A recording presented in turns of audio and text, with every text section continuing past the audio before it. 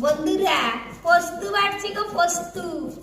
বলি আমাদের বাঙালিদের সবগার থেকে প্রিয় সবজি হচ্ছে আলু পোস্তু। বলি দেখো, বিয়া ঘর হোক, শ্রাদ্ধ ঘর হোক, বুঝনা ঘর হোক, যে কোনো শুভ কাজ হোক, আমাদের পোস্তুটা কিন্তু আগে করবে। যতই তরি তরকারি, মাছ মাংস, ডিম মানে অঠেলা খাবার থাকুক, কিন্তু পোস্তুটা কিন্তু আমাদের থাকবে। আর এইটা তো গেল।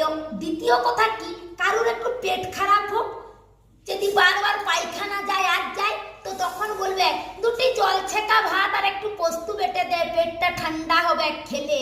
সে গেল। কারোর ঘরে যদি কোনো তরি তরকারি শাকসবজি না থাকলে হঠাৎ করে